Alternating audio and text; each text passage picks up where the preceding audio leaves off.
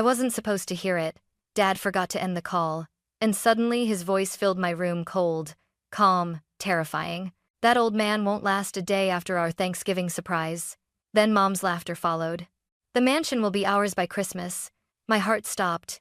They were talking about Grandpa Henry, my billionaire grandfather. For a moment, I thought it was a cruel joke. But then Dad's voice dropped lower. Make sure the wine is ready. That's when I knew it wasn't a joke. It was a plan. I ended the call, shaking, and dialed another number. Grandpa, it's me. Please, don't come to dinner. He paused, then said quietly, Don't worry, sweetheart. I'll be there, and I won't be alone.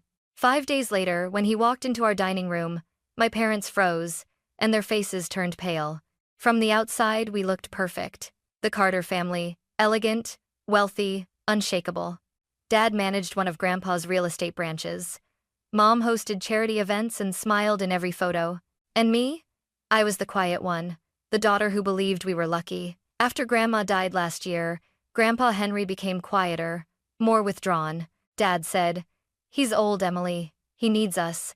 We'll make this year special for him. So when he suggested inviting Grandpa to Thanksgiving dinner, I thought it was sweet. Now I see it for what it was, bait. The week before the holiday, our mansion in Portland turned into a stage set. Mom barked orders at the housekeeper. No dust, no smudges. Henry Carter notices everything. Dad obsessed over the menu and wine. He loves his Cabernet. Make sure it's aged perfectly. Everything had to look flawless, the illusion of love hiding the rot beneath. I watched them rehearse kindness. Mom practiced her gentle laugh in the mirror. Dad rehearsed his charming lines. Henry, you've lost weight. You look 20 years younger. It was sickening. One night, as they discussed seating arrangements, I asked carefully, Dad, why are you so nervous? He's just family. He smiled too quickly. Because family deserves our best. But when I walked past his office later, I caught a glimpse of his computer screen, a document titled, Property Title Transfer, Draft. My chest tightened. I tried to convince myself it was nothing. Maybe legal work, maybe old files. But every time I heard them whisper, every time Mom mentioned new beginnings, I felt the floor under me cracking. By Tuesday night, Mom said, when Grandpa arrives, you'll pour the first glass of wine for him. You're his favorite, he'll never suspect a thing. I smiled weakly, pretending I didn't understand. But inside, I was screaming. When I lay in bed that night, staring at the ceiling, I realized I couldn't keep pretending anymore. I'd already called Grandpa once, warned him. But now, I needed to trust that he meant what he said, that he'd be ready. And yet, a part of me still hoped I'd be wrong. That maybe, just maybe, my parents weren't as monstrous as I feared. I stared at my phone for almost an hour before I found the courage to call him.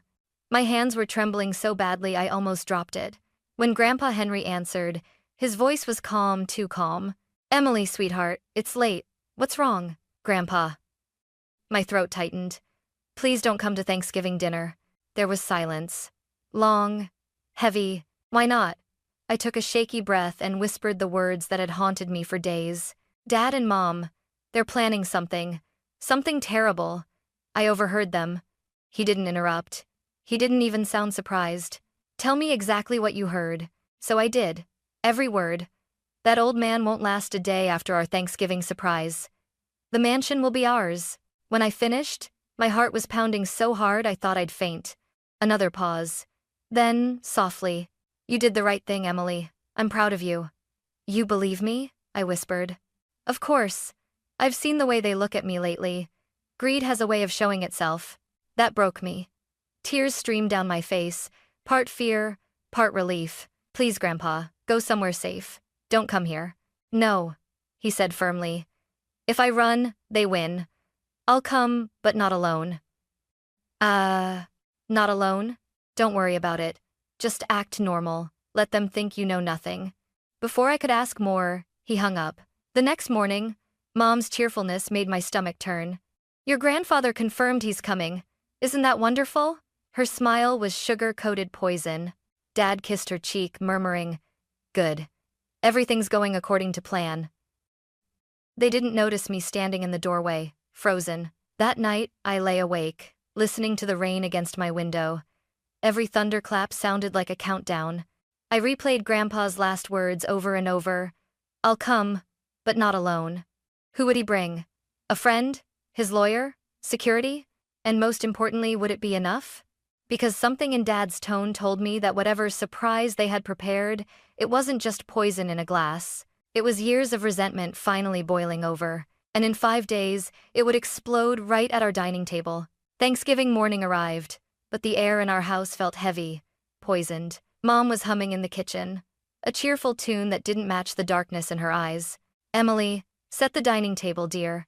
Everything must be perfect when your grandfather arrives. Her voice was bright, almost glowing like a spotlight on a crime scene. Dad paced near the fireplace, checking his watch every few minutes. He's never late, he muttered. Henry's too proud to keep anyone waiting. Every word dripped with something sharp expectation. Fear? I couldn't tell anymore. The caterers came around noon. The smell of roasted turkey, cinnamon, and butter filled the house. Normally, that scent meant warmth and family. Today, it just made my stomach twist. Mom floated around the kitchen like a performer rehearsing her final act. Wine glasses aligned, she said, adjusting one by millimeters. Candles lit right before he arrives. And Emily remembered a smile. I wanted to scream. Smile? While they planned to kill him? Around 4:30, I slipped into my room to text Grandpa. Are you still coming? Please tell me you're safe. No reply. Minutes turned into an hour. Outside, the sun began to set, casting long orange streaks across the mansion's marble floors. Dad stood by the window, staring at the driveway. He's late, he said, jaw tightening. He's making us wait, Mom replied coldly. He always liked to control the room. Then, at exactly 6 p.m., headlights appeared through the front gate. Mom straightened her pearl necklace. Showtime, she whispered. The doorbell rang. Dad opened it and froze. Grandpa Henry stood there, tall as ever in his dark overcoat. His silver hair gleamed under the porch light. But he wasn't alone. 2 people stepped in behind him, a woman in a navy suit and a man with an earpiece. Richard. Elaine, Grandpa said smoothly. This is Miss Holloway, my estate attorney. And Mr. Rhodes, my head of security. Mom blinked. Security? For Thanksgiving dinner? Oh, just a precaution, Grandpa replied with a smile that didn't reach his eyes. After all, can't be too careful with family these days. The words sliced through the room. Dad forced a laugh. You're joking, right? I rarely joke about my will, Grandpa said. He stepped past them into the living room, scanning everything: the table, the glasses, even the wine bottle waiting beside the decanter. Then his eyes met mine. He gave a slight nod, almost invisible, but enough to make my heart settle for the first time in days. Dinner was about to begin. But this wasn't a family gathering anymore. It was a battlefield disguised with linen napkins and candlelight. We sat at the table like actors trapped in a scene we couldn't escape. The golden light from the chandelier shimmered against the crystal glasses, making everything look perfect, too perfect. Even the air felt rehearsed. Grandpa sat at the head of the table, calm, almost regal. Mom and Dad sat across from him, faces stretched into polite smiles. I sat between them, the only one who knew the truth on both sides. So, Grandpa began, carving the turkey slowly, deliberately. Richard, I heard the Portland office is still struggling. Is that true? Dad stiffened, his fork halfway to his mouth. We're handling it. These things take time. Ah, Grandpa murmured. 30 years of my work, and still no progress. Curious. The silence that followed was deafening. Even the ticking of the clock felt loud. Mom cleared her throat. Henry, maybe we should just enjoy dinner. No business talk tonight. Of course, Grandpa said, smiling faintly. You're right, Elaine. Let's talk about family instead. He turned his gaze on me. Emily, my dear, why don't you pour the wine? You've grown so much, I'd like to see how steady your hands are. My heart nearly stopped. I reached for the bottle, my fingers trembling slightly. The ruby-red liquid flowed smoothly into each glass. When I got to Grandpa's, he lifted a hand. Allow me, he said softly. He took the bottle from me, poured his own, then almost too casually switched his glass with Dad's. No one else seemed to notice. But I did. And so did Grandpa's attorney, Miss Holloway, whose eyes flicked up just once, as if confirming something. We ate in silence for a few minutes. Then Grandpa set his fork down, his tone deceptively calm. You know, Richard, when your mother was alive, she used to say Thanksgiving was about gratitude, about appreciating what we have, not taking what isn't ours. Dad's smile faltered. We appreciate everything you've given us, he said. Don't we, Elaine? Of course, Mom said quickly, her voice too high, too fast. Good, Grandpa replied. Because I've been thinking a lot about legacy, about who deserves to carry it forward. He looked straight at me. Emily has integrity. She doesn't lie. She doesn't steal. The air cracked. Dad's hand tightened around his knife. What exactly are you implying? Grandpa leaned back, utterly composed. I'm not implying anything, Richard. I'm simply reminding you that greed has consequences. Then he raised his glass. To family, he said. Dad hesitated, but lifted his own glass, the one Grandpa had switched. He drank deeply. For a split second, everything was still. Then, color drained from his face. What? What did you do? Grandpa smiled faintly. Nothing serious. Just a little taste of what trust feels like when it's poisoned. Dad's hand shook as he clutched the edge of the table. His face turned ghostly white. What did you put in my glass? Grandpa leaned forward slightly, voice cold and deliberate. Relax, Richard. It's not poison. Just a mild sedative. You'll be fine in a few minutes. But at least now, you know how it feels to be powerless. Mom shot to her feet. Henry, how dare you? This is insane. Is it? Grandpa's gaze cut through her. Or is it justice? Her voice trembled. You can't prove anything. You can't. Actually, he interrupted smoothly, nodding toward the end of the table. I can. Mr. Rhodes, the man in the black suit, tapped his tablet. A video began to play on the massive dining room TV behind us. The audio filled the room, unmistakable voices. Dad, that old man won't last a day after our Thanksgiving surprise. Mom, the mansion will be ours. The sound of their laughter echoed through the dining room. Mom's face drained of color. Dad sat frozen, eyes wide, lips trembling. Where did you get that? He whispered. Your phones, Grandpa said coolly. I didn't bug them. You forgot to hang up. Emily heard everything. She called me right after. Both their heads snapped toward me. You told him? Mom hissed. I saved his life. I shot back. Someone had to.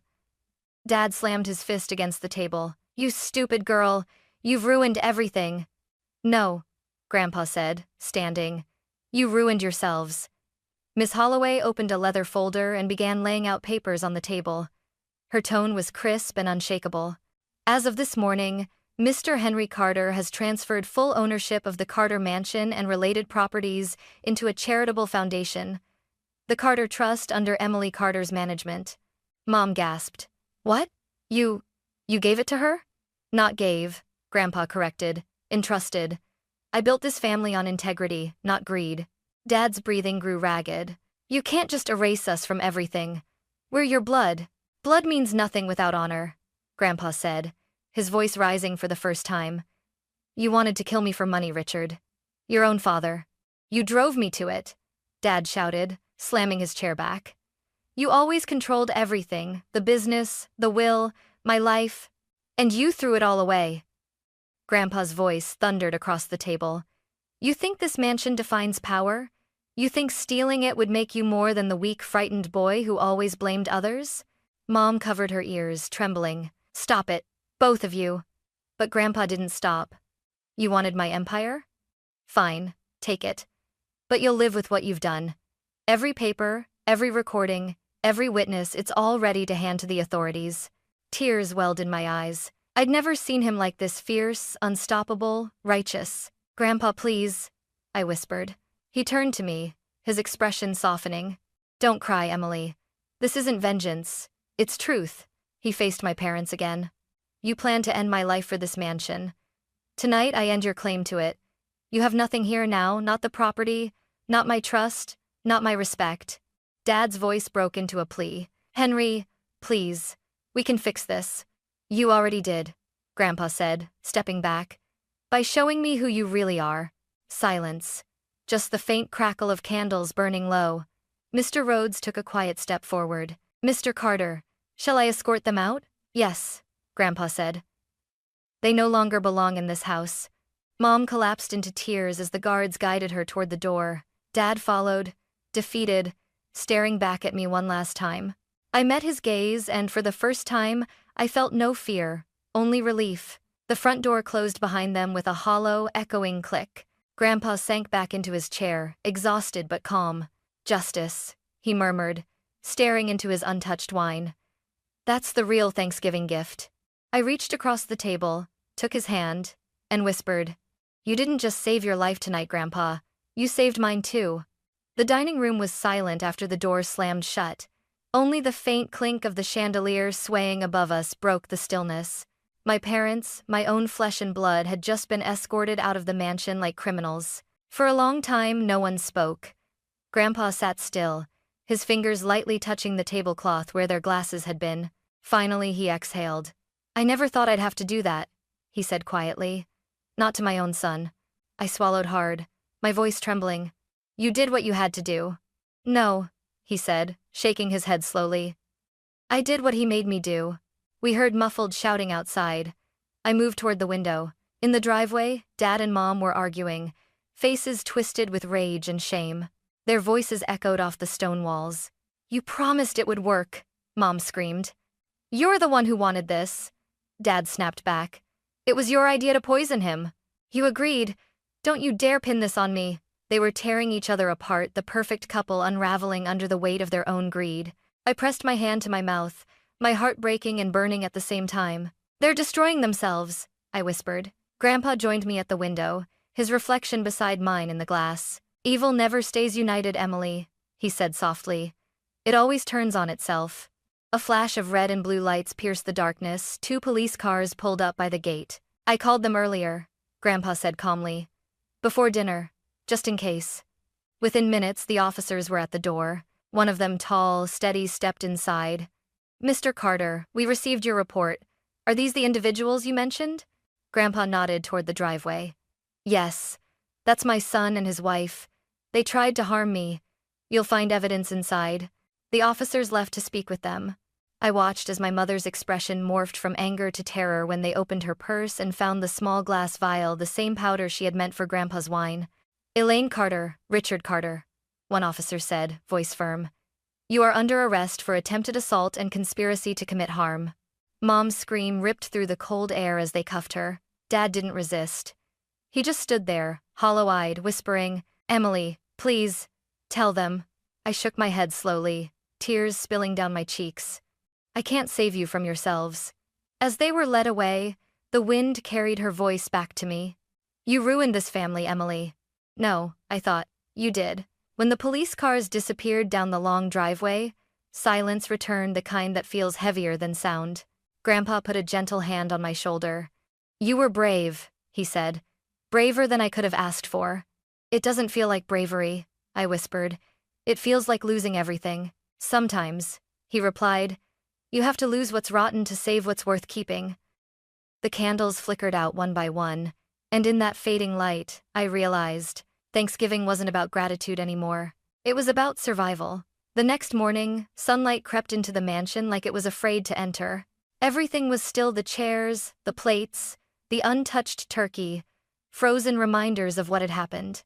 I walked downstairs to find Grandpa sitting by the fireplace, his reading glasses on, flipping through documents. His expression was calm, but his hands trembled slightly. "Did you sleep?" I asked. He looked up and smiled faintly. I closed my eyes, but my mind didn't rest. Mine neither. The silence between us wasn't empty. It was full of everything we didn't need to say. By noon, the phone began ringing nonstop. Neighbors, journalists, even board members from Grandpa's company. "Billionaire Henry Carter survives alleged poisoning attempt by family," the headlines read. I turned the TV off. He didn't need to see that. Later that afternoon, a detective stopped by with an update. "Mr. Carter," he said, "we've charged both suspects. There's enough evidence for attempted homicide and conspiracy." The video and the powder samples were decisive. I watched Grandpa nod solemnly, like a man accepting both justice and heartbreak at once. "And the daughter?" the detective asked gently. Grandpa smiled softly at me. "She's not a suspect," he said. "She's the reason I'm still alive." When the detective left, I finally broke down. "I don't know how to feel," I whispered. They're my parents, Grandpa. But they tried to kill you. He sighed, closing the folder on his lap. Sometimes, the truth feels cruel, but it's still the truth, and it sets us free even when it hurts. Days passed. Reporters camped outside our gates, hungry for scandal, but Grandpa refused all interviews. Justice doesn't need an audience, he told me. It just needs peace. Meanwhile, Mom and Dad's lawyers reached out for plea negotiations. The prosecutors offered a deal. Lesser charges in exchange for full confession. Grandpa agreed. Not because I pity them, he said, but because I want this to end without hatred. At his acuity of the mater face. When the verdict came 2 weeks later, it felt surreal. 3 years probation. 200 hours of community service at a senior care home. They were forbidden from contacting Grandpa or me for 5 years. The tabloids called it lenient, but I knew better. It wasn't mercy. It was consequence, poetic and quiet. That night, Grandpa poured us both tea instead of wine. To truth, he said, raising his cup. And to peace, I added. As the fire crackled beside us, I realized something. Justice isn't loud. It doesn't always punish. Sometimes, it simply restores balance and lets you breathe again. A month later, the mansion felt different, quieter, lighter, like it had finally exhaled after years of holding its breath. Winter had settled over Portland. The gardens were draped in frost, the fountains frozen in mid-splash. Inside, Grandpa and I decorated the Christmas tree, something Grandma used to do before she passed. Silver or gold? I asked, holding 2 ribbons. Silver, Grandpa said. Gold feels like the past. He smiled faintly as he placed the last ornament, a small photo of Grandma in her wedding dress. We stood back and admired the lights twinkling across the branches. For once, the silence between us wasn't painful. It was peace. After a while, Grandpa handed me a small velvet box. What's this? I asked. Open it. Inside was a single, old-fashioned key attached to a brass tag that read, "The Carter Foundation." It's yours now, he said quietly. The trust we created, the one that owns this mansion and funds scholarships. I want you to run it. Me? I gasped. But I'm not ready. You are, he said, eyes soft but firm. You saw evil and chose good. You stood for truth when it cost you everything. That's what leadership means. Tears blurred my vision. I threw my arms around him, and for a moment, I felt like a child again, safe, loved, whole. Outside, snow began to fall, covering the world in white. For the first time in months, I didn't feel haunted by what had happened. I felt grateful not for what I lost, but for what survived. Family isn't just blood. It's who stands beside you when the world falls apart. And that night, as the fire burned low and Grandpa dozed in his chair, I whispered a silent promise. I would honor his legacy not with wealth, but with truth. And when the world looked at the Carter name again, they wouldn't see betrayal. They'd see redemption.